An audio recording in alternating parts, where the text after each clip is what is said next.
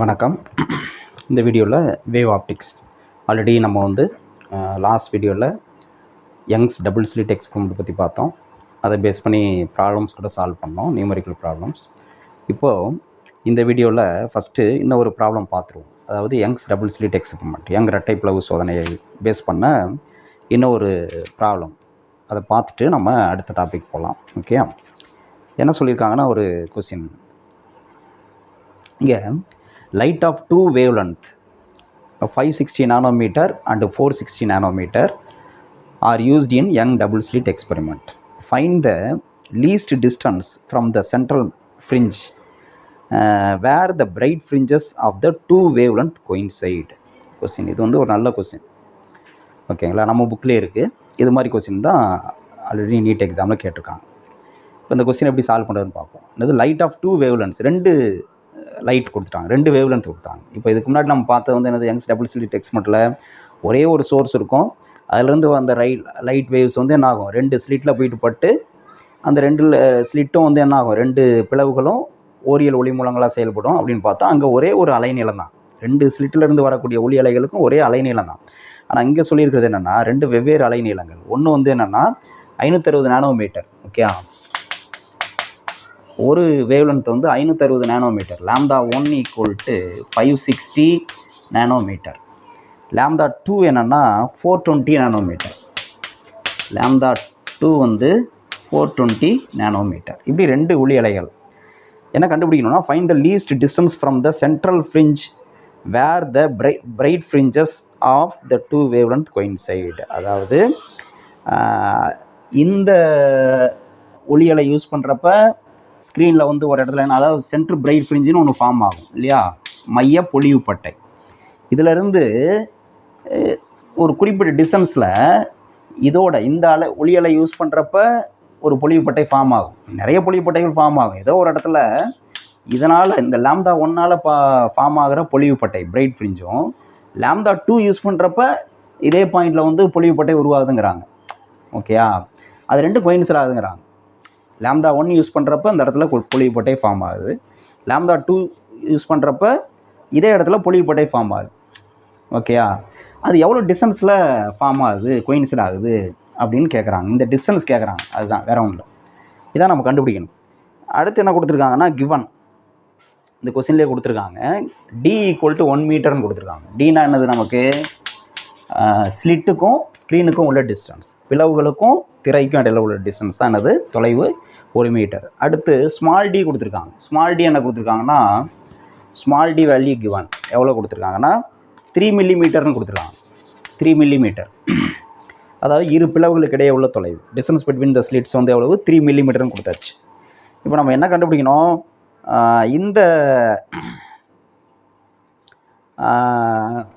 இந்த அலை பயன்படுத்துகிறப்ப கிடைக்கிற பிரைட் பேண்டும் இந்த அலை பயன்படுத்துகிறப்ப கிடைக்கிற பிரைட் பேண்டும் கோயின்சைட் ஆகுதுன்னு சொல்லியாச்சு. சரியா, இப்போ கவனிங்க. முதல்ல பிரைட் பேண்டுக்கு என்ன formula, distance of the bright fringe, பொலிவு பட்டை என்னுடைய தொலைவு, மைய பொலிவு பட்டை இருக்குல்ல, அதுலேருந்து ஒரு பொலிவு பட்டையினுடைய தொலைவுக்கு என்ன ஃபார்முலா பார்த்தோம், Y = D/d × லாம்டா அப்படின்னு பார்த்தோம். ஞாபகம் இருக்கா, இதான் ஃபார்முலா நமக்கு distance.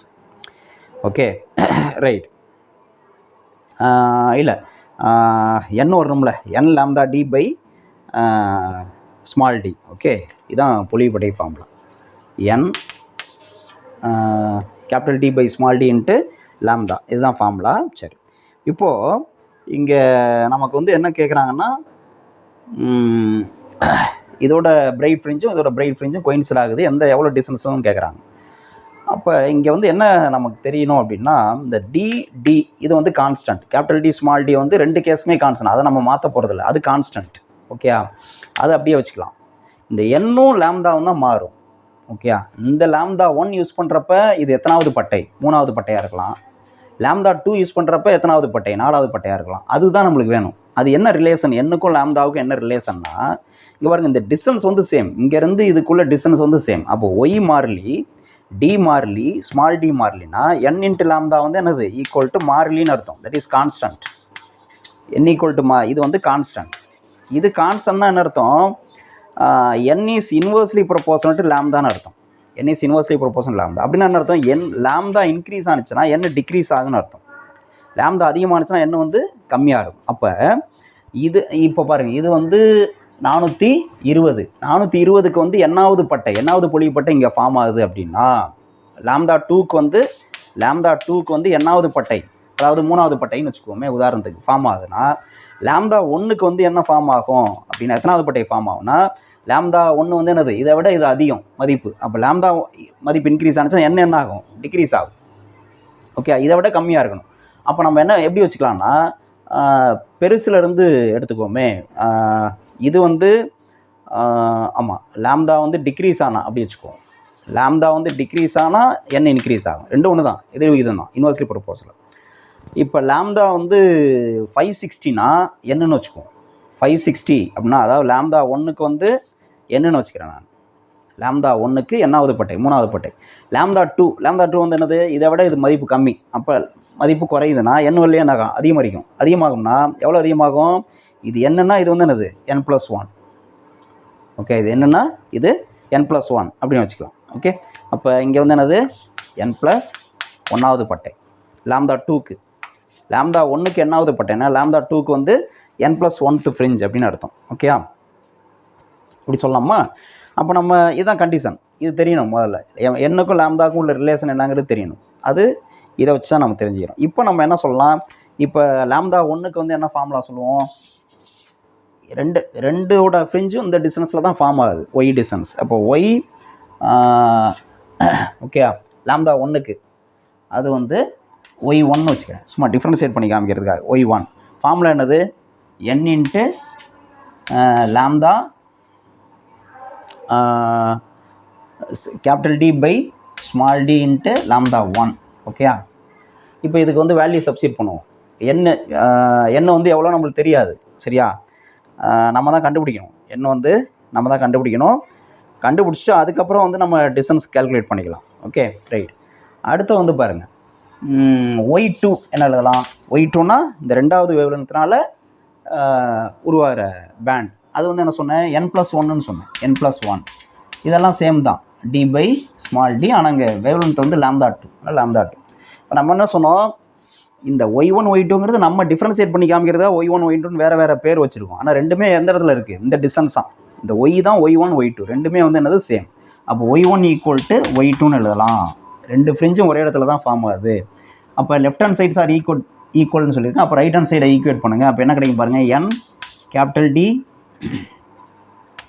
By small D into lambda 1 equal to n+1 into capital D by small D into lambda 2ன்னு எழுதலாம். இப்போ எதெல்லாம் கேன்சல் பண்ணலான்னு பாருங்கள். எதெல்லாம் கேன்சல் பண்ணலாம், இது கேன்சல் பண்ணலாம் இல்லையா. Capital D small D cancel பண்ணலாம். இப்போ வேல்யூ சப்ஸ்டிட் பண்ணுங்கள். நமக்கு என்ன வேணும், என்னோட வேல்யூ முதல்ல கண்டுபிடிக்கணும், எத்தனாவது பட்டை அப்படின்னு கண்டுபிடிக்கணும் இல்லையா. ஸோ அதனால் என்ன பண்ணுறங்க பாருங்கள், n+1 பை n+1 இந்த n அந்த பக்கம் கொண்டு போகிறேன் பை n வச்சுக்கிட்டோம்னா இந்த பக்கம் என்ன இருக்கும், லாம்டா 1 அந்த லாம்டா 2 இந்த பக்கம் கொண்டு வரேன். அப்போ என்ன வரும், n+1 by n equal to lambda 1 எவ்வளவு நமக்கு 560 நானோமீட்டர். ரெண்டுமே நானோமீட்டரில் தான் இருக்குது. அதனால் டிவிஷனில் கேன்சல் ஆயிரும், நானோமீட்டர் கேன்சல் ஆயிரும் பை 420. ஓகே, இது எவ்வளோ வரும் பாருங்கள், எத்தனை 3×14 42. இது வந்து 4×14 56. 4/3ன்னு வருது இல்லையா, 4/3ன்னு வருது. இப்போது இதிலேருந்து நம்ம என்ன பண்ணலாம்னா n+1 இதை தனித்தனியாக பிரித்து எழுதலாம். எப்படி எழுதலாம், இதை n/n + 1/n உடைக்கலாம். அந்த n வந்து ரெண்டுக்குமே காமன். அப்போ n/n அப்படி எழுதலாமா. n/n என்னது 1. அப்போ என்ன எழுதலாம், 1 + 1/n ஈக்குவல் டு என்னது 4/3. இந்த பக்கம் 4/3 இருக்குது, 4/3. நமக்கு என்ன வேணும், n தான் வேணும். அப்போ 1/n ஈக்குவல் டு என்னது 4/3. இந்த +1 அந்த பக்கம் தான் -1. அப்போ 1/n ஈக்குவல் டு என்ன கிடைக்குது, 3 × 1 3, 4 - 3 1. அப்போ 1/3 கிடைக்கும். அப்போ n ஈக்குவல் டு என்னது பாருங்கள், 1/n ஈக்குவல் டு 1/3. நான் n ஈக்குவல் டு 3ன்னு கிடச்சிருச்சு. அப்போ தேர்டு பேண்டு என்னங்கிறது எதுக்கு, இந்த லாம்டா 1க்கு nth பேண்டுனா லாம்டா 2க்கு n+1th பேண்டு. அதாவது லாம்டா 1 இந்த ஒளியலை யூஸ் பண்ணுறப்ப 3வது ஃப்ரிஞ்ச், அந்த ஒளியலை யூஸ் பண்ணுறப்ப அந்த இடத்துல 3வது பொழிவுப்பட்டை ஃபார்ம் ஆகுது. அப்போ λ2 யூஸ் பண்ணுறப்ப என்ன ஆகும்? n+1 4வது பொழிவுப்பட்டை. λ2க்கு வந்து என்னது? இதுக்கடையிலே 4 பட்டை வந்துடும். 4வது பட்டை ஃபார்ம் ஆகுதுன்னு அர்த்தம். புரியுதா? இப்போ நமக்கு என்னென்னா அந்த 3வது பட்டையா 4வது பட்டையாங்கிறது கொஸ்டின் இல்லை. கொஸ்டின் என்ன கேட்டிருக்காங்க? ஆனால் இது எவ்வளோ டிஸ்டன்ஸில் ஃபார்ம் ஆகுதுங்கிறது தான். அப்படின்னு நம்ம டிஸ்டன்ஸ் கண்டுபிடிக்கல, எத்தனாவது பட்டைன்னு தான் கண்டுபிடிச்சிருக்கோம். λ1 யூஸ் பண்ணுறப்ப 3வது பட்டை கிடைக்குதுன்னு சொல்கிறோம். அப்போ இந்த ஃபார்முலாவில் கொண்டு போய் சப்ஸ்டிட் பண்ணோம்னா நமக்கு வந்து என்னது? இந்த y1 கிடைச்சிரும். அந்த y1 தான் y2மே, ரெண்டு ஈக்குவல்னு சொல்லியாச்சு. ஓகே, அப்போ இந்த வேல்யூ கொண்டு போய் இதில் சப்ஸ்டிட் பண்ணுவோமா? இது வந்து ஈக்குவேஷன் நம்பர் 1ன்னு வச்சுக்கோம். ஈக்குவேஷன் நம்பர் 1, இது ஈக்குவேஷன் நம்பர் 2. இங்கே என்ன பண்ணியிருக்கோம்? 1ஐயும் 2ஐயும் ஈக்குவேட் பண்ணியிருக்கோம், வேறு ஒன்றும் இல்லை. ஓகே, இப்போ நான் அதில் கொண்டு போய் சப்ஸ்டிட் பண்ணுறேன். இப்போ இந்த இடத்துல எழுதுகிறேன். என்ன வரும்? Substituting n substitute n = 3 in equation number 1. என்ன கிடைக்கும்? y1 n வந்து 3ன்னு கண்டுபிடிச்சாச்சு. இன்டல் d வந்து எவ்வளோ சொல்லியிருக்காங்க? கேபிட்டல் டி வந்து 1 மீட்டர்னு கொடுத்துருந்தாங்க. 1 மீட்டர், கேபிட்டல் டியோட வேல்யூ 1 மீட்டர் இன்ட்டு λ1 வந்து எவ்வளோ பார்த்தோம்? 520 இல்லையா? 560. λ1 வந்து 560 நானோமீட்டர். நானோமீட்டர்னா நானோமீட்டர் போடணும். இங்கே வந்து நானோமீட்டர் போடாமல் இருக்கக்கூடாது. இங்கே வந்து கேன்சல் ஆயிடுது. நானோமீட்டர் கேன்சல் ஆயிருந்தாலும் அது போடல. ஆனால் இங்கே வந்து போட்டாங்க 10⁻⁻9 நானோமீட்டர். அதனால் 10⁻⁻9 டிவைட் பை ஸ்மால் டி வந்து என்னென்னா எவ்வளோ கொடுத்துருக்காங்க? 3 mm சொல்லியிருந்தாங்க. அப்போ 3 × 10⁻³ மீட்டர். SI யூனிட் கன்வெர்ட் பண்ணும் எல்லாமே. இப்போ என்ன ஆகும் பாருங்கள், இந்த 3 கேன்சல் ஆயிரும், இந்த 10⁻³ மேலே வருது. அப்போ 560 × 10⁻³ இந்த 10⁻³ மேலே போணுச்சுன்னா 10⁻+3 ஆகும். அப்போ என்ன வரும்? 560 × 10⁻−6ன்னு வருது. ஓகேயா? -6 மீட்டர் அப்படின்னு வருது. இதான் ஆன்சர். என்ன ஆன்சர் கொடுத்துருக்காங்கன்னா மில்லி மீட்டரில் கொடுத்துருக்காங்க. இதை வந்து மில்லி மீட்டரில் மாற்றணும்னா எப்படி மாற்றலாம்? எரேஸ் பண்ணிக்கிறேன். இதை மில்லி மீட்டர்னு வரணும். என்னது? இங்கே வந்து 10⁻³ வரணும். 10⁻³ மீட்டர். அப்போ இதை வந்து என்ன பண்ணணும்? டெசிமல் பாயிண்ட்டு 3 டிஜிட்ஸ் பேக்கில் மூவ் பண்ணால் 0.560ன்னு வரும். அப்போ 0.560 மில்லிமீட்டர். இதுதான் வந்து என்னது? டிஸ்டன்ஸ். எவ்வளோ டிஸ்டன்ஸில் அந்த ஃப்ரிஞ்சஸ் ஃபார்ம் ஆகுது அப்படிங்கிறதுக்கு இதுதான் ஆன்சர். ஓகே, அதை நோட் பண்ணிக்கணும்.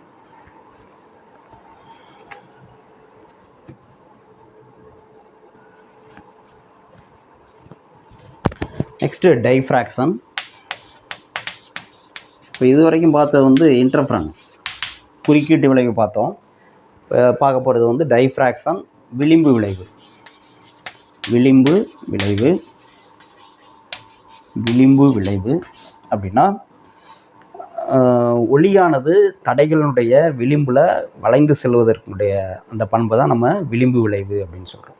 ஓகே, இப்போ இன்டர்ஃபரன்ஸுங்கிறது ரெண்டு அலைகள் ஒன்றோடு ஒன்று மேற்பொருந்தது, அதுதான் வந்து குறுக்கீட்டு விளைவு அப்படின்னு சொல்லுவோம். குறுக்கீட்டு விளைவுங்கிறது இன்டர்ஃபரன்ஸுங்கிறது. விளிம்பு விளைவு அப்படின்னா என்னென்னா, இப்போ ஒளி வந்து இப்படி வருது, இதோட பாதையில் ஒரு தடை வைக்கிறோம், ஒரு தடைப்பொருள் வைக்கிறோம். அந்த தடைப்பொருள் வைக்கிறப்ப என்ன ஆகுதுன்னா, இது ஒரு தடைப்பொருள், ஏதோ ஒரு தடைப்பொருள் வைக்கிறப்ப இது ஸ்ட்ரெயிட்டாக அப்படி போகாமல் இப்படி பெண்ட் ஆகுது, இப்படி பெண்டாகி வருது. இந்த மாதிரி தடையினுடைய விளிம்பில் வளைந்து செல்லக்கூடிய பண்புக்கு பேர் தான் விளிம்பு விளைவு அப்படின்னு சொல்லுவோம். Okay, the bending of light around the edges of the obstacle placed in its path is called diffraction. The phenomena of bending of light around the edges of the obstacle placed in its path is called diffraction. Okay, right. இப்போ இந்த டைஃப்ராக்ஷனில் நமக்கு சிலபஸில் என்ன கொடுத்துருக்காங்கன்னா, diffraction என்ன single slit அப்படின்னு கொடுத்துருக்காங்க. ஒற்றை பிளவில் ஏற்படக்கூடிய விளிம்பு விளைவு அது என்ன அப்படின்னு பார்த்துருவோம்.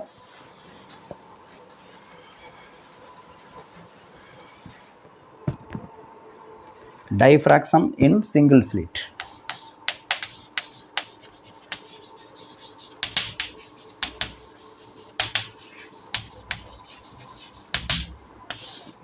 ஒற்றை பிளவில் ஏற்படக்கூடிய விளிம்பு விளைவு.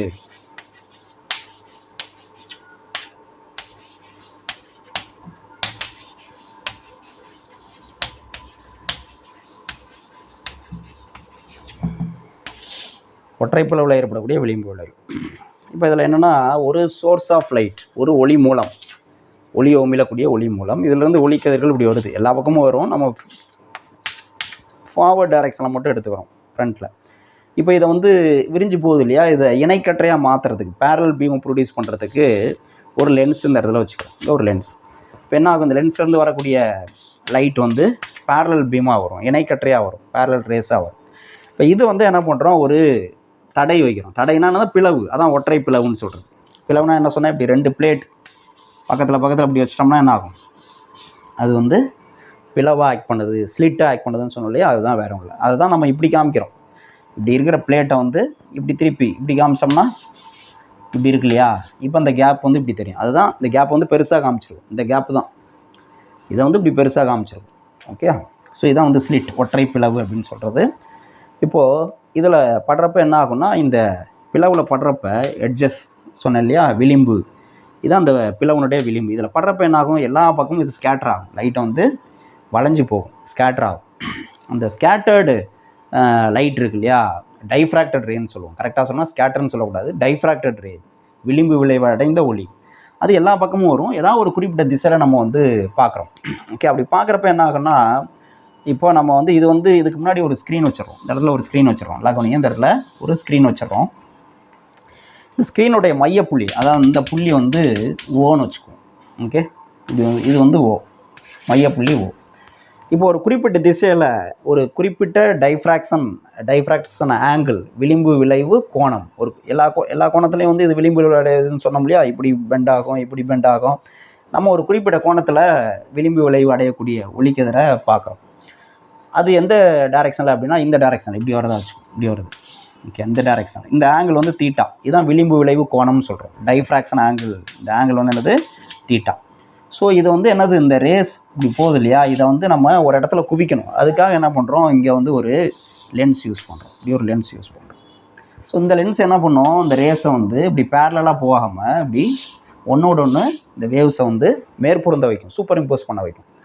ஸோ இந்த டைஃப்ராக்ஷன்லேயும் ஒரு என்னது, இந்த பக்கம் ஒரு இன்டர்ஃபரன்ஸ் நடக்குது, குறிக்கிடும், ஒளி அலைகளை வந்து குறிக்கிடும். அப்போ நமக்கு இங்கே குறுக்கீட்டு பட்டைகள் உருவாகும், இந்த பாயிண்டில் வந்து குறுக்கீட்டு பட்டைகள் உருவாகும். ஓகே, எப்போதுமே இந்த சென்ட்ரல் பாயிண்ட் இருக்கு இல்லையா, இதில் வந்து என்ன சொல்லுவாங்கன்னா சென்ட்ரல் மேக்ஸிமம்னு சொல்லுவாங்க. சென்ட்ரல் மேக்ஸிமம், மைய பொலிவு பட்டைன்னு சொல்கிறது. மைய பொலிவு பட்டை அது ரொம்ப பிரைட்டாக இருக்கும், அகலமாக இருக்கும். அதுக்கப்புறம் வந்து என்னென்னா ஒரு டார்க்கு, அப்புறம் திரும்ப இந்த ரீஜனை வந்து டார்க், அப்புறம் வந்து என்னென்னா எகெயின் வந்து பிரைட்டு, அப்புறம் பிரைட், இப்படி மாறி வரும். ஸோ இது மாதிரி வரும். இப்போ வந்து குறுக்கீட்டு விளைவுக்கும் விளிம்பு விளைவுக்கும் என்ன சார் வித்தியாசம் அப்படின்னு பார்த்தீங்கன்னா, அங்கே வந்து குறுக்கீட்டு விளைவில் நமக்கு வந்து என்னென்னா bright and dark bands form ஆகும். அந்த பேண்ட்ஸ் வந்து நிறையா இருக்கும், பிரைட் அண்ட் டார்க் பேண்ட்ஸ் வந்து நிறைய பட்டைகள் வந்து உருவாகும். ஆனால் விளிம்பு விளைவில் அப்படி கிடைக்காது, கொஞ்சம் தான் கிடைக்கும். அதே மாதிரி குறுக்கீட்டு விளைவில் இன்டர்ஃபரன்ஸில் வந்து பட்டைகளுடைய அகலம் வந்து பார்த்திங்கன்னா கரும்பட்டை பொலிவுப்பட்டை ரெண்டுமே வந்து பார்த்திங்கன்னா ஈக்குவலாக இருக்கும், விட்த்து வந்து ஈக்குவலாக இருக்கும். பிரைட் பேண்ட் டார்க் பேண்ட் ரெண்டுடைய விட்த்தும் ஈக்குவலாக இருக்கும். இங்கே அப்படி இருக்காது. பிரைட் பேண்ட் வந்து பார்த்திங்கன்னா விட்த்து அதிகமாக இருக்கும், டார்க் பேண்ட் வந்து விட்த்து கம்மியாக இருக்கும். அதாவது பொலிவுப்பட்டையினுடைய அகலம் அதிகமாக இருக்கும், கரும்பட்டையினுடைய அகலம் வந்து கம்மியாக இருக்கும். ஓகே, இந்த ஒரு வித்தியாசம். சரியா, இது முக்கியம். சரி, இப்போ நமக்கு வந்து என்னென்னா இதுதான் விளிம்பு விளைவு. இப்போ இந்த பாயிண்ட், பர்டிகுலர் பாயிண்ட், இப்போ நான் சொன்னேன் இல்லையா, பிரைட்டு டார்க்கு மாறி உருவாகுது, பட்டைகள் வந்து உருவாகுது. இந்த பீக் இப்படி காமிக்கிறதுக்கு என்ன காரணம்னா அதோடைய வீச்சு அதிகமாக இருக்குது. வீச்சு அதிகமாக இருக்குன்னா நம்ம என்ன சொல்லியிருக்கோம், ஆம்பிளிட்யூட் அதிகமாக இருக்குன்னா அந்த இடம் பிரைட்டாக இருக்குன்னு சொல்லியிருக்கோம்ல. அப்போ இந்த இடம் வந்து பிரைட்டாக இருக்கிறதா அர்த்தம், ஸ்க்ரீனில் வந்து பிரைட்டாக இருக்குன்னு அர்த்தம், இந்த இடம்லாம் டார்க்காக இருக்குன்றதா அர்த்தம். Okay, right. இப்போ இந்த பர்டிகுலர் பாயிண்ட் வந்து பிரைட்டாக இருக்கா டார்க்காக இருக்கா, அதுக்கு வந்து என்ன கண்டிஷன் நமக்கு, அதை தான் நம்ம டெரைவ் பண்ண போகிறோம். இந்த பாயிண்ட் வந்து பின்னு வச்சுப்போம். இந்த பாயிண்ட் வந்து பி, இது எவ்வளோ டிஸ்டன்ஸில் இருக்குன்னா O to P, இந்த டிஸ்டன்ஸ் வந்து நான் வந்து ஒய்ன்னு வச்சுக்கிறேன். ஒய் டிஸ்டன்ஸில் இந்த பாயிண்ட் பி இருக்குது. இந்த பாயிண்ட் வந்து பிரைட்டாக இருக்குமா டார்க்காக இருக்குமா, அங்கே பார்த்த மாதிரியே தான். அதுக்கான கண்டிஷன் நம்ம டெரைவ் பண்ணோம், தெரியணும். அங்கே வந்து குறுக்கீட்டு விளைவு இன்டர்ஃபரன்ஸில் வந்து பார்த்தோம் இல்லையா, அந்த பாயிண்ட் வந்து பிரைட்டாக இருக்கிறதுக்கு என்ன கண்டிஷன், டார்க்காக இருக்கிறது என்ன கண்டிஷன், அதிலிருந்து ஃப்ரிஞ்ச் வித்து, பட்டை அகலத்திற்கான கோவையை பார்த்தோம் இல்லையா, அதே மாதிரி இங்கே வந்து ஃப்ரிஞ்ச் வித்துலாம் பார்க்க போகிறதில்ல, இந்த கண்டிஷன் மட்டும் பார்க்க போகிறோம். ஃபஸ்ட்டு வந்து இதில் வந்து என்னென்னா, ஃபஸ்ட்டு மினிமம் இந்த பாயிண்ட் பியில் வந்து ஃபஸ்ட்டு மினிமம் ஃபார்ம் ஆகுது. ஃபஸ்ட்டு மினிமம்னா என்ன அர்த்தம், இந்த மினிமம்னா கரும்பட்டைன்னு அர்த்தம். சிறுமம், மினிமம் அப்படின்னா அடுத்து சிறுமம்னா அடுத்து கரும்பட்டை, டார்க் பேண்ட்னு அர்த்தம். இப்போ இந்த இடத்துல டார்க் பேண்ட் காமிச்சிருக்கேன் இல்லையா, இதுதான் ஃபஸ்ட்டு டார்க் பேண்ட். இது வந்து இந்த இடத்துல ஃபார்ம் ஆகுது அப்படின்னா என்ன அர்த்தம், இது ஃபுல்லாக பிரைட்டாக இருக்கும், இந்த இடத்துல தான் டார்க் வருதுன்னு அர்த்தம். இங்கே இந்த ஓலேருந்து இந்த ரீஜன் ஃபுல்லாக பிரைட்டாக இருக்குது, இங்கே மட்டும் தான் டார்க்காக இருக்குது, அப்புறம் மறுபடியும் பிரைட் வரும் அப்படின்னு அர்த்தம். அதான் ஃபஸ்ட்டு மினிமம் அப்படின்னு அர்த்தம். ஸோ இந்த இடத்துல ஃபஸ்ட்டு மினிமம் ஃபார்ம் ஆகிறதுக்கு என்ன கண்டிஷன் அப்படின்னு நம்ம பார்ப்போம். அதுக்கு நம்ம வந்து என்ன கண்டிஷன் அப்படின்னா, எப்படி நம்ம இதை கண்டுபிடிக்கிறோம் அப்படின்னா, இந்த ஸ்லிட் இருக்குல்ல, சிங்கிள் ஸ்லிட்டுன்னு சொல்கிறோம் இல்லையா, ஒற்றை பிளவு, இதை வந்து உங்க மாதிரி இப்படி பிரிச்சுக்கிறோம். ஏ பி, இந்த முனை ஏ, இந்த முனை பி, இந்த மைய முனை வந்து சின்னு வச்சுக்கோம். இந்த மொத்த தொலைவு இருக்குல்ல ஏபி, அது வந்து என்னென்னா ஏ, அதனுடைய அகலம், அந்த மொத்த அகலம் வந்து ஏ. இதை வந்து ரெண்டு பகுதியாக பிரிக்கிறோம், ரெண்டு சிறு சிறு பகுதியாக பிரிக்கிறோம். ஒன்று வந்து ஏசி, இன்னொன்று வந்து சிபி. ஏசி சிபி ரெண்டோட அகலம் வந்து எவ்வளோனா, இது ஒரு A/2, இது ஒரு A/2, இது ஒரு A/2, ஏசி ஒரு A/2, சிபி ஒரு A/2. இப்படி A/2 பிரிச்சிடறோம். ஓகே, அப்படி பிரிச்சிட்டோம் அப்படின்னா இப்போ வந்து நமக்கு இது ஒரு பகுதி எடுத்துக்கிறோம்னு வச்சுக்கோங்க. இது ஒரு பகுதி அப்படின்னு எடுத்துக்கிட்டோம்னா, இப்போ பாருங்கள், இந்த ஆங்கிள் இருக்குல்ல, பாருங்கள், இது வந்து ஸ்ட்ரெயிட் லைன். இப்படி இந்த கோட்டுக்கு ஒரு செங்குத்து கோடு இப்படி வரைகிறோம். இப்படி வரைகிறப்ப இந்த கோணம் வந்து என்ன ஆயிரும்னா தீட்டான்னு ஆயிரும். இந்த கோணம் என்னவோ அதே கோணம் தான் இந்த கோணமும் வரும். தீட்டா ரெண்டும் சமமாக இருக்கும். ஓகே, இப்போ நம்ம அங்கே பார்த்தோம் குறுக்கீட்டு விளைவு, இங்கே நடக்கிறது, இந்த இடத்துல நடக்கிறது குறுக்கீட்டு விளைவு தான். சரியா? அப்போ இந்த குறுக்கீட்டு விளைவில் நமக்கு என்ன பார்த்தோம், பாதை வேறுபாடு பார்க்கணும். ரெண்டு அலைகளுக்கு இடையில் உள்ள பாதை வேறுபாடு பார்ப்போம். இங்கே பாதை வேறுபாடு அப்படின்னா என்னென்னா, இப்போ பாருங்கள், இப்போ இந்த லைனுக்கு இந்த பக்கம் வந்து பார்த்தீங்கன்னா ரெண்டு அலைகள் எடுத்துக்கிட்டோம் அப்படின்னா, இந்த ரெண்டு அலைகளும் இந்த லைனுக்கு இந்த பக்கம் ரெண்டும் சம தூரத்தில் போகுது. ஆனால் இதுக்கு முன்னாடி வந்து இது எக்ஸ்ட்ரா, இது ஒரு பாத்து இருக்குது. இதுதான் வந்து பாதை வேறுபாடு அப்படின்னு சொல்கிறோம். இந்த டிஸ்டன்ஸ் தான் பாதை வேறுபாடுன்னு சொல்கிறோம். ஓகே, அது வந்து எவ்வளோ அப்படின்னு பார்த்தோம்னா, நமக்கு வந்து அங்கே பார்த்த மாதிரி இந்த ட்ரையாங்கிள் எடுத்துகிட்டு பார்த்தோம் அப்படின்னா, இந்த ட்ரையாங்கிள் இதை எடுத்துகிட்டு பார்த்தோம் அப்படின்னா என்ன கிடைக்கும், சைன் தீட்டா கண்டுபிடிச்சோம்னா என்ன வரும் பாருங்கள், சைன் தீட்டா ஈக்குவல் டு என்ன வரும், இந்த டிஸ்டன்ஸ். ஓகே, ஸோ இது வந்து நமக்கு வந்து இதுதான் நமக்கு வேணும். ஓகே, அந்த டிஸ்டன்ஸ் வந்து ஏதாவது ஒரு பேர் வச்சுக்கோங்க. இது வந்து சியா, இந்த பாயிண்ட் பி. ஓகே, ஸோ இந்த இடத்துல ஏதாவது ஒரு பேர் வச்சுக்கோங்க. இது வந்து ஒரு ஏபிசி வந்துருச்சா, இது வந்து டின்னு வச்சுக்கோமே, சிடி. அப்போ சிடி பை அடுத்து இது 90 டிகிரி, இதுதான் ஹைபாட்னியூஸ். இந்த டிஸ்டன்ஸாக என்னது A/2ன்னு சொல்கிறோம். இந்த டிஸ்டன்ஸ் வந்து A/2. இந்த சிடி தான் பாத் டிஃபரன்ஸ். அப்போ கிராஸ் மல்டிபிள் பண்ணால் சிடி ஈக்குவல் டு என்னது, அதை வந்து டேரெக்டாக டெல்டான்னு கூட வச்சுக்கலாம். இந்த சிடி தான் என்னது பாத் டிஃபரன்ஸ். எப்போது நம்ம எப்படி சொல்லுவோம், பாதை வேறுபாடு டெல்டான்னு சொல்லுவோம். அப்போ இந்த டிஸ்டன்ஸ் வந்து டெல்டா அப்படின்னு வச்சுக்கோம், இந்த டிஸ்டன்ஸ் எக்ஸ்ட்ரா டிஸ்டன்ஸ். அப்போ டெல்டா ஈக்குவல் டு என்ன எழுதலாம், கிராஸ் மல்டிபிள் பண்ணால் A/2 சைன் தீட்டா அப்படின்னு எழுதலாம். A/2 சைன் தீட்டான்னு எழுதலாம். ஓகே, ஸோ இது வந்து இப்போ இந்த ரெண்டு இதிலேருந்து வரக்கூடிய அலைகள், இந்த ரெண்டு பாயிண்ட்லேருந்து போகக்கூடிய அலைகளுக்கு இடையில உள்ள பாத் டிஃபரன்ஸ் வந்து என்னவாக இருக்கணும் அப்படின்னா, இங்கே வந்து நான் இப்போ என்ன பேசிகிட்டு இருக்கேன்னா, ஃபஸ்ட்டு மினிமம் உருவாகுது. ஃபஸ்ட்டு மினிமம், முதல் சிறுமம், ஃபஸ்ட்டு மினிமம் ஃபார்ம் ஆகிறது. அதாவது முதல் சிறுமம் உருவாகிறதுக்கு என்ன கண்டிஷன், முதல் சிறுமம் உருவாகிறதுக்கு என்ன கண்டிஷன் தான். சிறுமம்னா கரும்பட்டை அந்த இடத்துல உருவாகிறதுக்கு காரணம் டார்க் பேண்ட். ஓகே, சரி, அப்படின்னா என்ன அர்த்தம், இந்த இடம் பிளாக்காக தெரியும். பிளாக்காக இருக்கணும்னா ரெண்டுக்கும், இந்த ரெண்டு அலைகளுக்கு இடையில் உள்ள பாதை வேறுபாடு என்னவாக இருக்கணும் அப்படின்னா λ/2 இருக்கும். நம்ம ஏற்கனவே பார்த்தோம். λ/2னா என்னது, இப்போ லாம்தானா அதுக்கு சமமான ஃபேஸ் டிஃப்ரென்ஸ் என்னது 2π. λ/2னா அதுக்கு சமமான ஃபேஸ் டிஃப்ரென்ஸ் என்னது π. அப்போ 5 ஃபேஸ் டிஃப்ரென்ஸ் இருந்ததுன்னா ஒரு அலை இப்படி இருக்கும், இன்னொரு அலை இப்படி இருக்கும். சொன்னோமா, இப்போ இது வந்து +5னா இது வந்து -5. அப்புறம் ஒன்று கேன்சல் பண்ணிக்கும், 0 ஆயிரும். அப்போ அந்த இடம் டார்க்காக தான் தெரியும். அது மாதிரி இங்கேருந்து போகிற, இந்த பாயிண்ட்லேருந்து போகிற அலையும் இந்த பாயிண்ட்லேருந்து போகிற அலைக்கும் இடையில உள்ள பாத் டிஃப்ரென்ஸ் λ/2 இருந்ததுன்னா ஃபேஸ் டிஃப்ரென்ஸ் கட்ட வேறுபாடு பையாக இருக்கும். அப்போ இந்த ரெண்டு அலையும் ஒன்று மேற்பொருந்துறப்ப என்ன ஆயிரும், 0 ஆயிரும் அப்படின்னு சொல்லலாம். ஓகே, அதுதான் அங்கே நடக்குது. ஏன்னா நம்ம சிறுமத்துக்கு தான் கண்டிஷன் பார்க்குறோம், டார்க் பேண்ட் ஃபார்ம் ஆகிறது தான் கண்டிஷன் பார்க்குறோம். ஸோ அப்போ இந்த பாதை வேறுபாடு எதுக்கு ஈக்குவல் பண்ணணும் அப்படின்னா, நம்ம λ/2க்கு ஈக்குவல் பண்ணுறோம். λ/2 பாருங்கள், இப்போ டெல்டா ஈக்குவல் டு என்னது λ/2. தட் இஸ் டெல்டாவோட வேல்யூ என்ன கண்டுபிடிச்சிருக்கோம், A/2 சைன் தீட்டா. அப்போ A/2 sign theta equal to λ/2. அப்போ 2 கேன்சல் ஆயிடுச்சுன்னா A sine theta equal to லாம்தாங்கிறது 1 லாம்தான்னு எழுதிக்கலாம், தப்பு இல்லை, 1 இருக்கிறதா அர்த்தம். இதுதான் முதல் சிறுமத்துக்கான நிபந்தனை. இது முக்கியம். சரியா, முதல் சிறுமத்துக்கான நிபந்தனை வந்து இதுதான். விளிம்பு விளைவில், ஒற்றை பிளவு விளிம்பு விளைவு, சிங்கிள் ஸ்லிட் டைஃப்ராக்ஷனில் கண்டிஷன் ஃபார் ஃபஸ்ட் மினிமம் என்ன ஃபார்முலா அப்படின்னா A sin θ equal to lambda, 1 lambda, ரொம்ப முக்கியம். இதே மாதிரி வந்து செகண்ட் மினிமத்துக்கு என்ன சார் கண்டிஷன், இரண்டாவது சிறுமத்துக்கு என்ன கண்டிஷன்னா, இந்த பிளவு இருக்குல்ல, இந்த ஏபி, அதை வந்து 4 சிறு சிறு பகுதிகளாக பிரிக்கணும். முதல் சிறுமத்துக்கு என்னது 2 சிறு பகுதியாக பிரித்தோமா, அடுத்து ரெண்டாவது சிரமம் கண்டுபிடிக்கிறது 4 சிறு பகுதியாக பிரிக்கும். இப்படி ரெட்டப்படையிலே பிரிச்சுட்டு போகணும். 2 4 6 8 10 இப்படி ரெட்டப்படையிலே பிரிச்சுட்டு போகணும். அடுத்து வந்து 4 பகுதியாக பிரிக்கணும். 4 பகுதியாக பிரித்தோம்னா இதை பாருங்க, இந்த மாதிரி 4 பகுதியாக பிரித்தோம்னா இந்த மொத்த இது வந்து என்ன மொத்த டிஸ்டன்ஸ் வந்து ஏன்னா அதில் 4 பகுதியாக பிரித்தா a/4 ஆயிரும். அப்போ பாத் டிஃப்ரென்ஸ் என்ன ஆயிரும்? இங்கே போட்டோம்ல a/2 sin θ வந்து a/4 sin θ ஆயிரும். a/4 sin θ இது இந்த இடத்துல கிடைக்கும். அப்போ a/4 sin θ இங்கே என்னது? பாத் டிஃப்ரென்ஸ் λ/2க்கு ஈக்குவலாக இருக்கும். அப்போ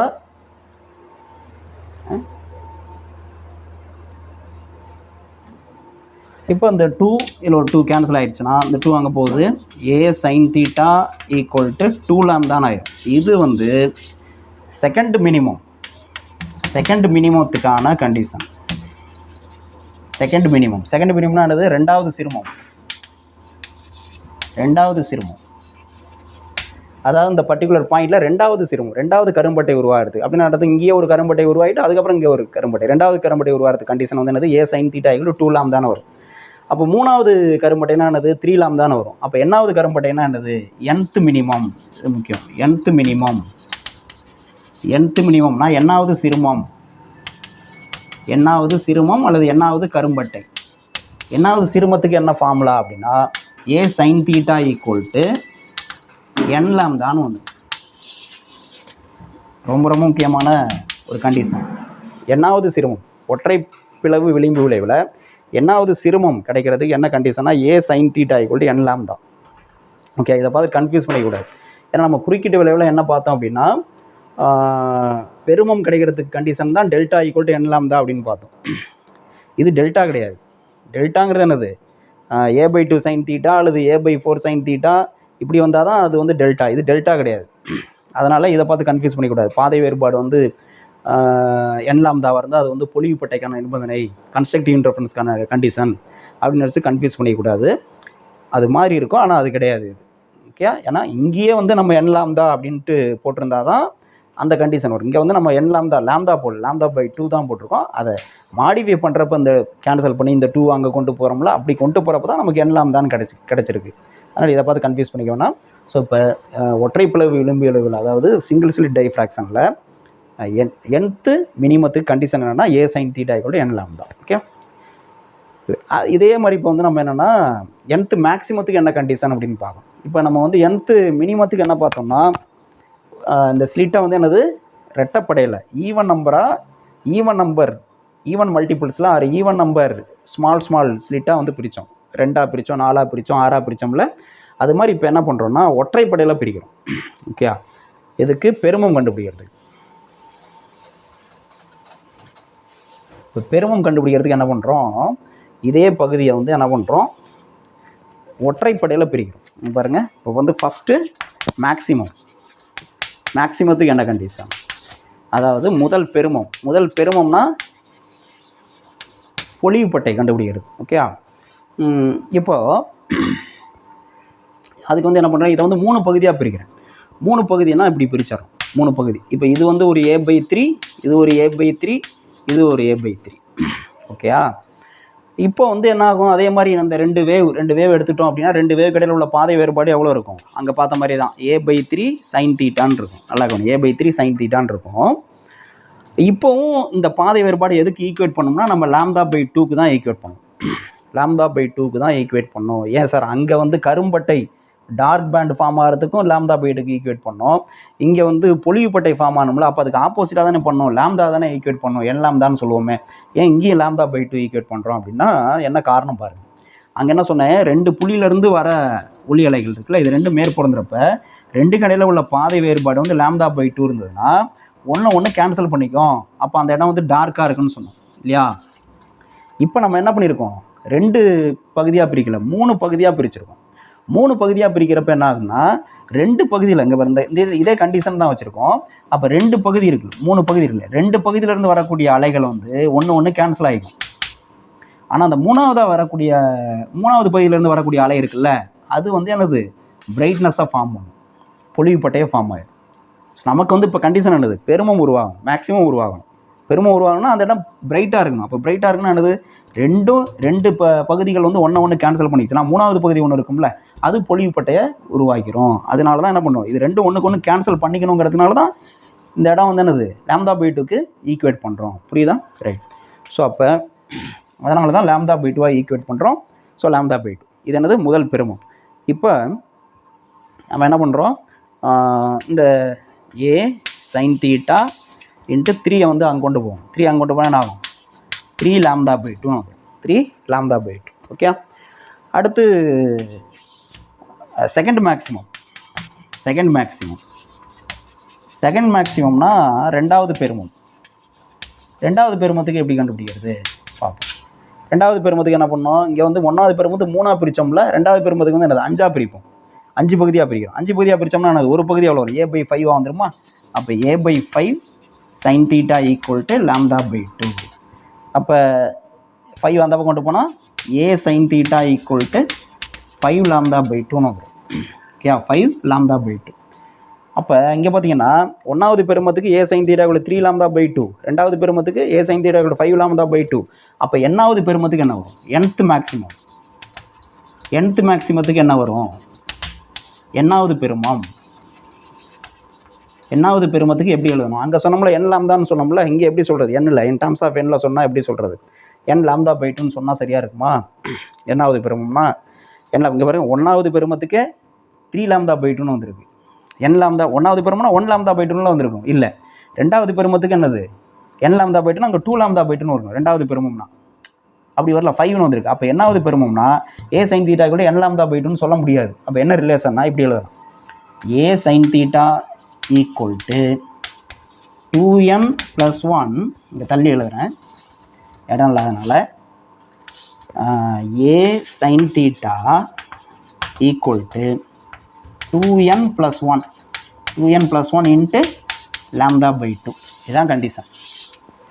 nth மேக்ஸிமம் சிங்கிள் ஸ்லிட் டைஃப்ராக்ஷனில் nth மேக்ஸிமம் பர்டிகுலர் பாயிண்டில் nth மேக்ஸிமம் உருவாகிறது, என்னாவது பெருமம் உருவாகிறது கண்டிஷன் என்னென்னா a sin θ = 2n + 1 λ/2. அப்போ மேட்ச் ஆகும் பாருங்க. இப்போ வந்து ஒன்றாவது பெருமம்னு சொல்கிறேன். ஒன்றாவது பெருமம்னா என்ன பண்ணுவோங்க, என்னக்கு பதிலாக நம்ம என்ன போடுவோம், 1 போடுவோம். அப்போ 2 × 1 2, 2 + 1 3 λ/2 வருதா. அடுத்து ரெண்டாவது பெருமம்னா என்ன பண்ணுவோம், இங்கே என்னக்கு 2 போடணும். அப்போ 2 × 2 4, 4 + 1 5, அப்போ 5 λ/2. ரெண்டாவது பெருமம்னா 5 λ/2 இப்படி வரும். ஓகே. அப்போ வந்து முதல் பெருமம்னா என்ன சார் அப்படின்னா, சாரி மைய பொலிவு பட்டைன்னு சொல்கிறோம்ல, அங்கே வந்து என்னது என்ன வந்து 0 ஆயிரும். ஓகே, மைய பொலிவு பட்டைன்னா என்ன வந்து 0 ஆயிரும். ரைட். அங்கே வந்து பிரிக்கிறதுலாம் கிடையாது. மைய பொலிவு பட்டைன்னா அதுக்கு வந்து பாத் டிஃப்ரென்ஸ் வந்து 0 ஸ்ட்ரெயிட்டாக அப்படி வர்றது. ஓகே, அதுக்கு வந்து இதை யூஸ் பண்ண முடியாது. ஸோ அப்போ சிங்கிள் ஸ்லிட் டைஃப்ராக்ஷனில் என்னாவது சிறுமம் nth மினிமம் ஃபார்ம் ஆகிறதுக்கு என்ன கண்டிஷனா, a sin θ = n λ. nth maximum form ஆகிறது என்ன கண்டிஷனா, a sin θ = 2n + 1 λ/2 அப்படிங்கிறது தெரியணும். இதுக்கு இடையில ஏதாவது ஒரு நம்பர் கொடுத்து கேட்டாங்கனாலும் எழுத தெரியணும். இந்த ஃபார்முலா தெரிஞ்சதுன்னா நீங்கள் அந்த நம்பர் போட்டு எழுதிடலாம். இப்போ தேர்டு மினிமம் கேட்குறாங்கன்னா இங்கே 3 போட்டுக்கணும். அதே மாதிரி 5th மேக்ஸிமம் கேட்குறாங்கன்னா இந்த இடத்துல 5 போட்டு என்ன வேல்யூ வருதோ அதை போகும். ஓகே, அதை நோட் பண்ணி போகும்.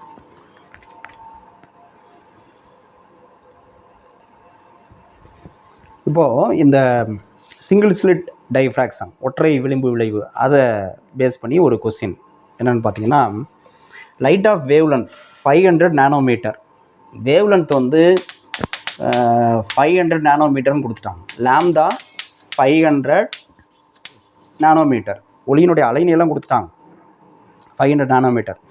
Bosses through a slit of 0.2 millimetre wide. அப்போ அந்த ஸ்லிட்டோட விட்த்து ஏ கொடுத்துருக்காங்க எவ்வளோன்னா 0.2 mm. 0.2 mm. The diffraction pattern is formed on a screen 60 cm away.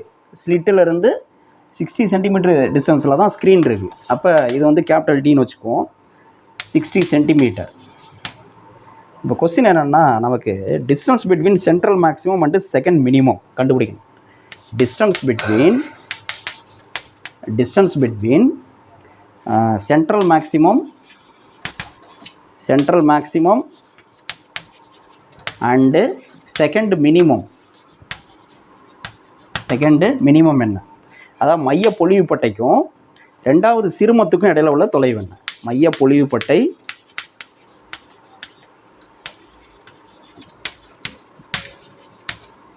ரெண்டாவது சிறுமம், இது ரெண்டுக்கு இடையில உள்ள தொலைவு என்ன. மைய பொழிவுப்பட்டையிலிருந்து ரெண்டாவது சிறுமத்தினுடைய தொலைவு என்ன, இதான் கண்டுபிடிக்கணும். இப்போ நம்ம இது எப்படி கண்டுபிடிக்கிறது அப்படின்னா, இப்போ மைய பொழிவுப்பட்டைங்கிறது பார்த்தீங்கன்னா இப்போ பேண்ட் வந்து இப்படி இருக்கிறதா வச்சுக்கோங்க. இதுதான் மையம் ஓ. மைய பொழிவுப்பட்டைங்கிறது ரெண்டு பக்கமும் இருக்கும், ரெண்டு பக்கமும் மைய பொழிவுப்பட்டை இருக்கும். இதுதான் மைய பொழிவுப்பட்டை. இதிலிருந்து ரெண்டாவது சிறுமம் அப்படின்னா இப்போ இது வந்து பொழிவுப்பட்டைன்னு எடுத்தாச்சுன்னா இது வந்து கரும்பட்டை, முதல் கரும்பட்டைங்கிறது தான் சிறுமம், முதல் சிறுமம். அதுக்கப்புறம் ஒரு பொழிவுப்பட்டை இருக்கும், இதுதான் ரெண்டாவது சிறுமம். ஓகே, இப்போ என்ன கேட்குறாங்கன்னா இங்கேருந்து ரெண்டாவது சிறுமத்தினுடைய தொலைவு தான் கேட்குறாங்க. இந்த மையத்திலிருந்து இந்த ரெண்டாவது சிறுமம் இங்கே இருக்கா, இதுதான் சிறுமம், ரெண்டாவது சிறுமம். இது முதல் சிறுமம், இது ரெண்டாவது சிறுமம். சிறுமம்னா பிளாக்காக இருக்கிறது, போர்டு பிளாக்காக தானே இருக்குது. இது ஷேட் பண்ணிக்கிறது ஒயிட்டு, பொழிவுப்பட்டை, இதெல்லாம் பொழிவு. அப்போ இந்த டிஸ்டன்ஸ் கேட்குறாங்க, இந்த டிஸ்டன்ஸ் இதுதான் கேட்குறாங்க நமக்கு, இதுதான் கண்டுபிடிக்கணும் ஒய். அது எப்படி கண்டுபிடிக்கிறது அப்படின்னா, இப்போ நம்ம வந்து இது பாருங்கள், இது ரெண்டாவது இதிலேருந்து இந்த டிஸ்டன்ஸ் வேணும் அப்படின்னா நம்ம எப்படி கண்டுபிடிக்கலாம்னா, இப்போ முதல் சிறுமத்துக்கான தொலைவு இருக்குல்ல, அதாவது இதிலேருந்து பொழிவுப்பட்டையிலேருந்துன்னா இங்கேருந்து வரும், இங்கேருந்து இந்த தொலைவு இதுதான் கண்டுபிடிக்கணும். இதுதான் நம்ம கண்டுபிடிக்கணும் ஒய்யே, ரெண்டாவது சிறுமத்தினுடைய தொலைவு. மைய பொழிவுப்பட்டைனா இங்கே தான் முடியுது மையம், இது ஃபுல்லாக மைய பொழிவுப்பட்டை, சென்ட்ரல் பேண்டு, பிரைட் பேண்ட். இதிலேருந்து இந்த தொலைவு கண்டுபிடிக்கணும். ஓகே, அதுக்கு நம்ம என்ன பண்ணலாம் அப்படின்னா, நம்ம வந்து ஃபஸ்ட்டு வந்து இதை சென்டர்லேருந்து ரெண்டாவது கரும்பட்டையினுடைய தொலைவு இதுதான் சென்ட்ரு ஓ. இதிலேருந்து ரெண்டாவது கரும்பட்டையினுடைய தொலைவு என்னது, இது வந்து ஒய்2ன்னு வச்சுக்குவோம், ஒய்2. அடுத்து வந்து முதல் கரும்பட்டையினுடைய தொலைவு எங்கே இருக்குது, முதல் கரும்பட்டை சென்டர்லேருந்து முதல் கரும்பட்டை எங்கே இருக்குது, இங்கே ஆரம்பிக்குது, இதுதான் முதல் கரும்பட்டை. ஸோ இந்த தொலைவு இது வந்து என்னது ஒய்1ன்னு வச்சுக்கலாம், ஒய்1. இப்போ அந்த ஒய்2லேருந்து ஒய்1 இதை கழிச்சிட்டோம்னா நமக்கு இந்த டிஸ்டன்ஸ் கிடச்சிடும். சென்ட்ரல் பிரைட் பேண்ட்லேருந்து ரெண்டாவது கரும்பட்டையினுடைய தொலைவு இந்த ஒய் வந்து கிடச்சிடும், இது வந்து கிடச்சிடும். இதான் நம்ம கண்டுபிடிக்கணும். ஓகே, இதுதான் கான்செப்ட். இப்போ இதை வந்து எப்படி கண்டுபிடிக்கிறது, என்ன ஃபார்முலா அப்படின்னா, நமக்கு வந்து ஒய்2 எப்படி கண்டுபிடிக்கிறது, அடுத்து ஒய்1 எப்படி கண்டுபிடிக்கிறது, அதிலேருந்து தான் நம்ம சப்ட்ராக்ட் பண்ணோம். ஒய்2 எப்படி கண்டுபிடிக்கிறது, ஒய்2னா என்னது, ஒய்2ங்கிறது ரெண்டாவது கரும்பட்டையினுடைய தொலைவு. ரெண்டாவது கரும்பட்டைனா செகண்ட் மினிமத்துக்கு என்ன கண்டிஷன் பார்த்தோம் நம்ம, A sine theta equal to second minimum. பாருங்கள், செகண்ட் மினிமம் அப்படின்னா A sine theta equal to என்ன ஃபார்முலா, 2 லாம்டா இல்லையா, A sine theta equal n lambda general formula. Second மினிமங்கிறதுனால என்னது, A sine theta equal to 2 லாம்டான்னு எழுதும். ஓகே, இப்போ இந்த இடத்துல சைன் தீட்டா அதோட வேல்யூ வந்து பார்க்கணும். சைன் தீட்டாவோட வேல்யூ எப்படி கண்டுபிடிக்கணும்னு சொல்லியிருக்கேன் அப்படின்னா, இப்போ நமக்கு இப்படி தான் ஃப்ரிஞ்சஸ் ஃபார்ம் ஆகுது இல்லையா, அப்படி ஃபார்ம் ஆகுது. இந்த டிஸ்டன்ஸ் வந்து ஒய், இந்த டிஸ்டன்ஸ் வந்து டி. ஸோ இந்த ஆங்கிள் தான் நம்ம வந்து தீட்டான்னு சொல்கிறோம். அப்போ இதில் சைன் தீட்டா கண்டுபிடிக்கணும் அப்படின்னா sine theta equal to opposite side by ஹைபாட்னியூஸ்னு வரும் ட்ரையாங்கிளில் இல்லையா. அப்போ ஹைபாட்னியூஸ்னால் இது வரும். ஆனால் நான் என்ன சொல்லியிருக்கேன், ஸ்மால் ஆங்கிளுக்கு வந்து சைன் தீட்டாவும் டேன் தீட்டாவும் ஈக்குவல். அப்போ டேன் தீட்டா ஈக்குவல் டு எனது opposite side by adjacent side y by D இப்படி சொல்லலாம்னு சொல்லியிருக்கோம் இல்லையா. ஸோ அந்த அடிப்படையில் நம்ம என்ன பண்ணுறோம், இந்த சைன் தீட்டாவுக்கு பதிலாக நம்ம என்ன எழுதலாம், ஒய் பை டின்னு எழுதலாம். சைன் தீட்டாவுக்கு பதிலாக ஒய் பை டி. அப்போ ஏ சைன் தீட்டா இங்கே ஜென்ரல் ஃபார்முலா முதல்ல எழுதிக்கிறேன். இந்த இடத்துல என்ன எழுதலாம்னா, ஏ சைன் தீட்டாவுக்கு பதிலாக என்ன எழுதலாம், y by capital D equal to என்ன, இதுதான் ஜென்ரல் ஃபார்முலா. இப்போ நம்ம செகண்ட் மினிமம்னா என்னது, செகண்ட் மினிமத்தோட டிஸ்டன்ஸ் கண்டுபிடிக்கணும். அப்போது ஒய்2. ஸோ அப்போ ஏ சைன் தீட்டா செகண்ட் மினிமத்துக்கு ஏ சைன் தீட்டா கிடையாது, A into y by D. அப்போ ஒய்2 பை டி செகண்ட் மினிமத்தோட டிஸ்டன்ஸ் கண்டுபிடிக்கணும்னால y two by d equal to என்ன, செகண்டு மினிமம், அதனால் 2 போட்டுக்கலாம், 2 இன்ட்டு லாம்டா. இப்போ வேல்யூ சப்ஸ்டிட் பண்ணணும், நமக்கு வந்து ஒய்2 தான் வேணும். அப்போ ஒய்2 ஈக்குவல் டு என்னது, கிராஸ் மல்டி பண்ணுங்கள், 2 லாம்டா இருக்குது, கேபிட்டல் டி அங்கே போயிடுது, இந்த ஸ்மால் ஏ இங்கே வந்துடுது. எல்லாம் சப்ஸ்டிட் பண்ணால் 2 இன்ட்டு லாம்டா எவ்வளோ கொடுத்துருக்காங்க, 500 நானோமீட்டர். அப்போ 500 × 10⁻⁻9 இது லாம்டா இன்ட்டு கேபிட்டல் டி எவ்வளோ கொடுத்துருக்காங்க 60 சென்டிமீட்டர், அதை மீட்டருக்கு மாற்றுங்க. அப்போ 60 × 10⁻2 மீட்டர் டிவைட் பை ஏ 0.2 மில்லிமீட்டர்னு கொடுத்துருக்காங்க. அப்போ 0.2 × 10⁻3. இதெல்லாம் சால்வ் பண்ணுங்கள். சால்வ் பண்ணால் y2 எவ்வளோ கிடைக்குன்னா நமக்கு வந்து 3 mm கிடைக்குது. இது வந்து 3 mm கிடைக்குது. இதை சால்வ் பண்ணி பாருங்கள். சால்வ் பண்ணால் 3 mm கிடைக்கும். இதே மாதிரி y1 கண்டுபிடிக்கும். y1 என்னது முதல் சிரமம், ஃபஸ்ட்டு மினிமத்தோட டிஸ்டன்ஸ் ஓவிலேருந்து. அப்போ இந்த ஃபார்முலா, இதே ஃபார்முலா இருக்குல்ல, இந்த இது இருக்குல்ல, இதில் வந்து என்ன பண்ணலாம், இங்கே பாருங்கள் இந்த ஃபார்முலா, இதில் இது இருக்கு இல்லையா, இதில் வந்து ஃபஸ்ட்டு மினிமம் முதல் சிரமம் என்ன வரலாம், அதே தான் a × y1 வந்துடும். y1 by capital D equal to இங்கே வந்து 2க்கு பதிலானது ஃபஸ்ட்டு மினிமம்னால 1 லாம்டா போடுவோம். 1 லாம்டா போடுவோம். நமக்கு y1 தான் வேணும். அப்போ y1 equal to d × lambda by ஏன்னு வந்துடும். d value 60 centimetre. அப்போ 60 × 10⁻2. லாம்டா எவ்வளவு 500 நானோமீட்டர். இப்போ 500 × 10⁻9 டிவைட் பை ஏ எவ்வளவு 0.2 மில்லிமீட்டர்.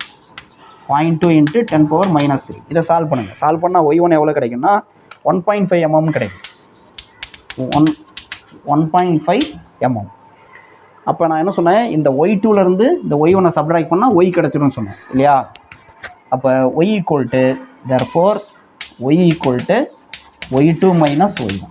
y2 எவ்வளவு 3 mm, y1 வந்து 1.5 mm. அப்போ எவ்வளோ கிடைக்கும் 1.5 mm. ஓகே. ஸோ இந்த ரெண்டாவது கரும்பட்டையினுடைய டிஸ்டன்ஸ், மைய புள்ளிப்பட்டையிலேருந்து இதனுடைய டிஸ்டன்ஸ் வந்து எவ்வளோ கிடைக்குது 1.5 mmனு கிடைக்குது. இதுதான் ஆன்சர். ஓகே. ஸோ இந்த மாதிரி கேட்கலாம். இது வந்து சிங்கிள் ஸ்லிட் டைஃப்ராக்ஷனை பேஸ் பண்ண ஒரு கொஸ்டின். இதை முதல்ல நோட் பண்ணிக்கணும்.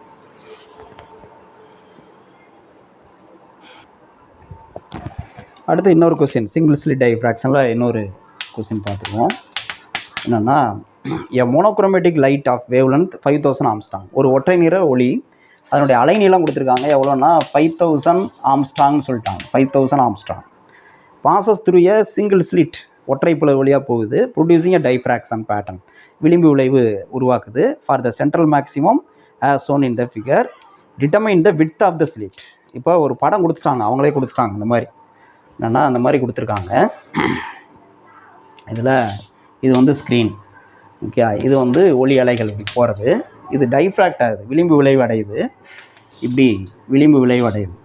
எவ்வளோ கோணத்தில் விளிம்பு விளைவு அடையுது அப்படின்னா, இந்த கோணம் வந்து 30 டிகிரின்னு கொடுத்துட்டாங்க. இந்த ஆங்கிள் வந்து 30 டிகிரி.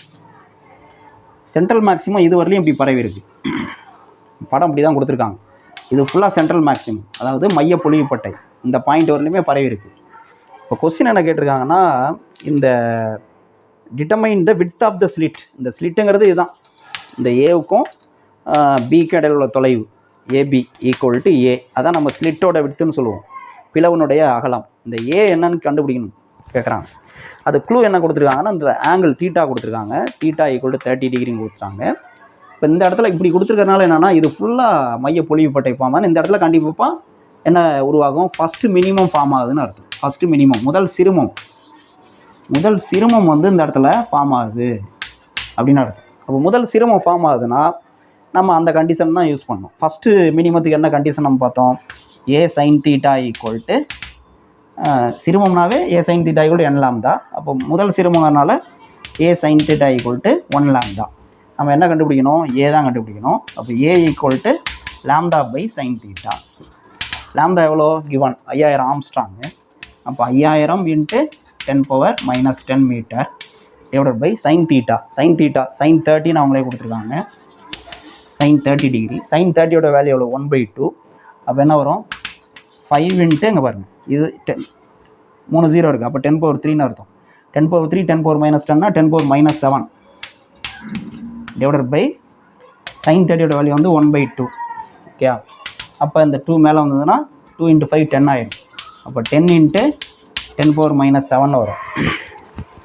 ஆர் இதை 1 டிஜிட் தள்ளி டெசிமல் பாயிண்ட் வச்சுன்னா 1.0ன்னு வந்துடும். இன்ட்டு இங்கே வந்து 10⁻−6ன்னு ஆயிரும். இப்படி 1.0 × 10⁻6 மீட்டர் ஆர் 1 மைக்ரோமீட்டர்னு சொல்லுவோம்.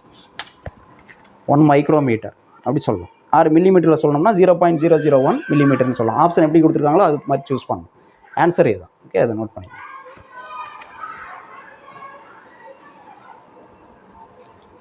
அடுத்து இந்த சிங்கிள் ஸ்லிட் டைஃப்ராக்ஷனில் ஒரு முக்கியமான பாயிண்ட், எப்போ டைஃப்ராக்ஷன் நடக்கும், சிங்கிள் ஸ்லிட் டைஃப்ராக்ஷன் வந்து எப்போ நடக்கும், நடக்கிறதுக்கு கண்டிஷன் என்ன, இப்போ வந்து அது வந்து மேக்ஸிமம் ஃபார்ம் ஆகிறதுக்கு என்ன, மினிமம் ஃபார்ம் ஆகிறதுக்கு என்ன கண்டிஷன்லாம் பார்த்தோம்னா, நடக்கிறதுக்கே கண்டிஷன் என்ன அப்படிங்கிறது தான் இப்போ பார்க்க போகிறோம். என்ன கண்டிஷன்னா ஞாபகம் வச்சுங்க, இந்த ஸ்லிட்டோட சைஸ் இருக்கு இல்லையா ஏ, அது வந்து லாம்டாவோட ஃபியூ டைம்ஸ் கிரேட்டராக இருக்கணும்.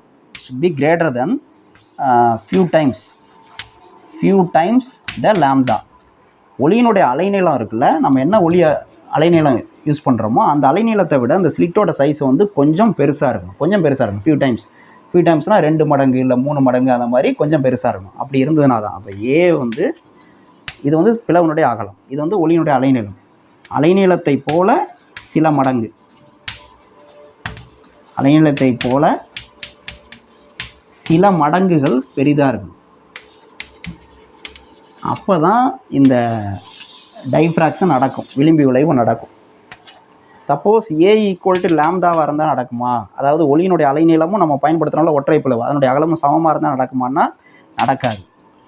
சப்போஸ் ஏயினுடைய பிளவனுடைய அகலம் வந்து ஒளியினுடைய அலைநீளத்தை விட கம்மியாக இருந்தால் நடக்குமானா நடக்காது.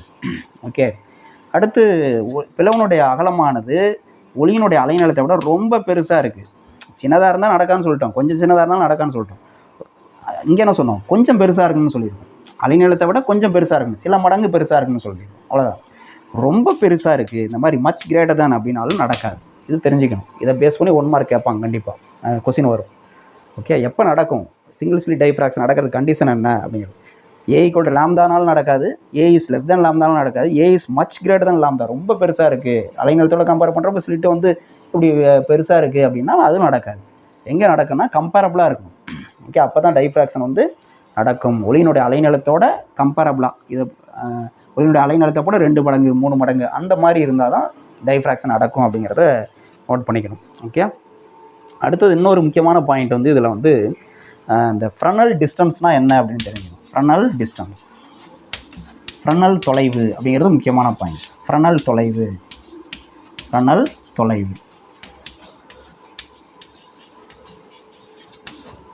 தொலைவுனா என்ன அப்படிங்கிறத பார்ப்போம். ஃப்ரனல் தொலைவு அப்படிங்கிறது என்னென்னா, ஒரு குறிப்பிட்ட டிஸ்டன்ஸ் வரலையும் என்ன ஆகும்னா ரே ஆப்டிக்ஸ் வந்து ஒபே ஆகும், அதாவது கதிர் ஒளிகள் வந்து ஒபே ஆகும், ஒளி வந்து விரிஞ்சு போகாது. ஒரு குறிப்பிட்ட டிஸ்டன்ஸ்க்கு அப்புறம் வந்து என்ன ஆகும்னா ஒளி வந்து இப்படி விரிஞ்சு போக ஆரம்பிச்சு. இப்போ இந்த டிஸ்டன்ஸ் வரலையும் எனக்கு ஒளி வந்து விரியாமல் போகுது இல்லையா, இதுதான் வந்து ஃப்ரனல் டிஸ்டன்ஸ்னு சொல்லுவோம், ஃப்ரனல் தொலைவு. இதுக்கப்புறம் வந்து வேவ் ஆப்டிக்ஸ் வந்து ஸ்டார்ட் ஆகிடும். இது வரலையும் ரே ஆப்டிக்ஸ், இதுக்கப்புறம் வேவ் ஆப்டிக்ஸ், கதிர் ஒளியியல், அலை ஒளியியல். இந்த டிஸ்டன்ஸ்க்கு வந்து ஃபார்முலா இருக்குது. என்ன formula, Z equal to a² / 2 lambda. இந்த டிஸ்டன்ஸ் இருக்குல்ல அதுதான் Z equal to a² / 2 lambda. ஏன்னா என்ன அப்படின்னா அந்த பிளவனுடைய அகலம், இங்கே வந்து ஒரு ஸ்லிட்டு வைக்கிறோம்ல, அந்த பிளவனுடைய அகலம் தான் ஏ, லாம்டாங்கிறது ஒளியினுடைய அலைநீளம். ஸோ ஃப்ரனல் டிஸ்டன்ஸ்க்கு ஃபார்முலா வந்து இதுதான், Z equal to a² / 2 lambda. இதை நோட் பண்ணிக்கணும். இதுலையும் போது இன்னும் வந்து நமக்கு இதில் வந்து போலரைசேஷன் இருக்குது, தலை விளைவு, அது மட்டும் தான் இருக்குது. அந்த டாபிக் மட்டும், அது வந்து ப்ராப்ளம் சால்வ் பண்ணுறப்ப MCQ சால்வ் பண்ணுறப்ப அதோடு சேர்த்து எக்ஸ்பிளைன் பண்ணுறேன். மற்றபடி எல்லா டாபிக்ஸும் சிலபஸில் உள்ள எல்லா டாபிக்ஸும் இதில் வந்து பார்த்தாச்சு. இந்த போலரைசேஷனை பொறுத்தவரையும், போலராய்டை பொறுத்தவரையும், தலைவிளைவை பொறுத்தவரையும் அந்த போலராய்டுடைய பயன்கள் வந்து நம்ம புக்லேயே இருக்குது, அதை நீங்கள் படிச்சுக்கணும். ஓகே, அது ரொம்ப முக்கியம். Right, thank you.